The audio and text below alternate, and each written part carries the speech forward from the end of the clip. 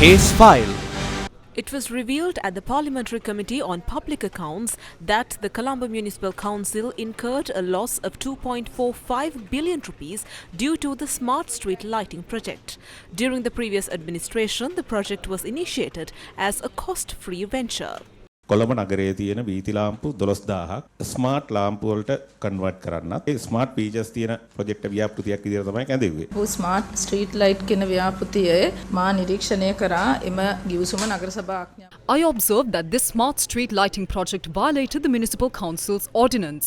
Therefore, I informed the council that the provisions of this project needed to be amended as the agreement had no legal validity. According to the agreement, the CMC agrees to pay the relevant company 1,478 million rupees as annual maintenance fees.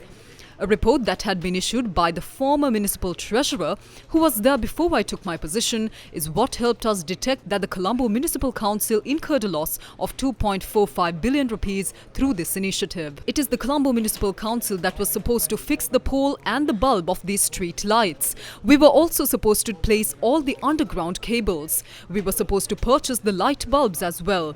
The CMC has a sub-constitution on advertising and decorations. This agreement, being signed, had violated this sub-constitution. This company put forward a proposal for an 80 million rupee payment to be made to the CMC by them to be exempted. I did not let that happen. There were certain milestones that were supposed to be reached in this project. However, none of them were fulfilled.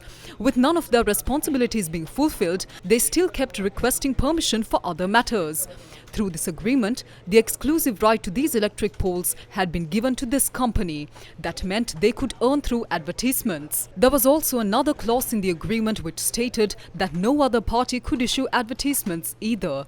I legally argued against this and even wrote to the council that the sovereignty of the CMC cannot be violated by an agreement with a company.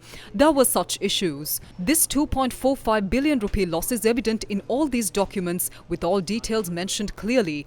We wouldn't have incurred such a loss if the CMC itself independently was responsible for this lighting system. Secondly, when I rejected the company's proposal to waive off the 80 million rupee payment to the CMC, representatives of this company came to my office for a meeting. There, they threatened that if I do not give my approval, they would make sure that Colombo would be in a complete blackout by that night. This is a threat to national security. That is when I got to know that this company had the switch controlling lighting of the Colombo city. I informed the Ministry of Defence and all relevant authorities about this. The officials of the Colombo Municipal Council need to be in charge of security of this region. සභාවේ නිලධාරීන් සතුවයි තියෙන්න ඕනේ. දැන් ඒක එහෙමද නැද්ද කියලා විතරක් දැනට අපිට කිව්වා නගර සභාව දැනට නගර සභාව සතුව තියෙනවා. කවද ඉඳලාද? ඒ දවස්වල ඉඳලම නගර සභාව සතුව තියුණා. දැන් අර ආයතනයක් ඒ වගේ ප්‍රකාශ කරන්නේ ඇයි නිකන් බොරුවටද නැත්නම් ඒ වෙලාවේ අරගෙන වෙලා ඒ තියෙන ඒක තහවුරු කරා නම් හරි. දැනට කොළඹ නගරේ එහෙම පද්ධතියක් නැහැ. තනි ස්විච් එකකින් ඔෆ් කරන්න පුළුවන් පද්ධතියක් නැහැ. ඒ කතාව මම බැහැර කරනවා. මම හිතන්නේ රෝහණ මහත්මයා දැනුවත් නැතුව Maybe Mr. Rohana is not aware that under this Richardson project, the Gaul Road, Duplication Road, Janadipati Mavatha and the stretch near the President's office were under this company's control.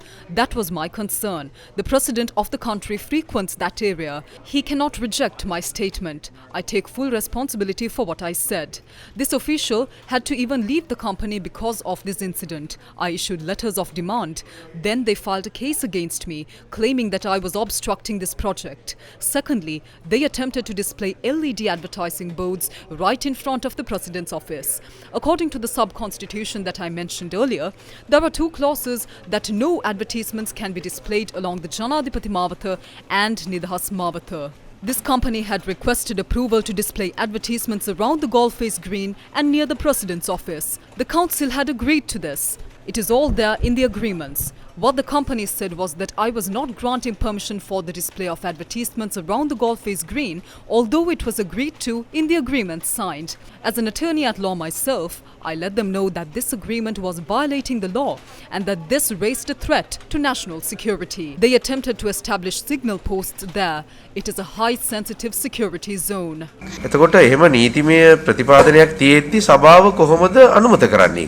ඒක අර සභාපතිතුමා සභාව එක සම්මත කළා තිබුණා ඒ කිවිසුම. The Colombo Municipal Council had already signed this agreement. I informed in writing that certain clauses were violating the laws. Our municipal treasurer knows very well about this loss.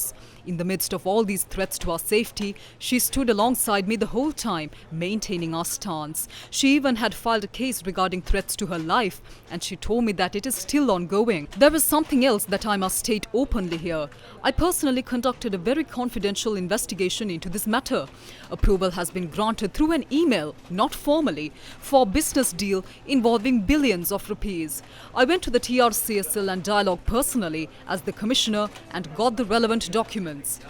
The report has been created with a counterfeit signature. No one else is aware of this. I told Mr. Ashoka about this. When I went overseas, I personally met Sudesh Rohita who signed this. I also got this confirmed through the government analyst. This signature was a counterfeit one sent through email. To this very day, they are profiting from it. This is a brand new revelation. And no one else knows about this yet.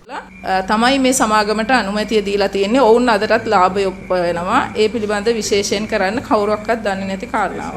එකක් යම් ආකාරයක අත්සන් හෝ මොන හරි කූටලේඛන සකස් කරලා තියෙනවා නම් අපේ එක If such counterfeit documents were formed, we need to go beyond audit investigations. We will also have to investigate the statements that were made by these officials today. We need to investigate the level of control that these companies had on data systems, electricity systems and their technological involvement. We need to conduct an investigation from a defense point of view. Going beyond the statements made today, I think both these cases should be handed over to the CID for further investigations. ක්ෂණයක් කරගන්න වෙයි. ඒ නිසා මම මේ කියන්නේ මේ කාරණා දෙකම CID එකට බාර දිය යුතුයි කියන එක.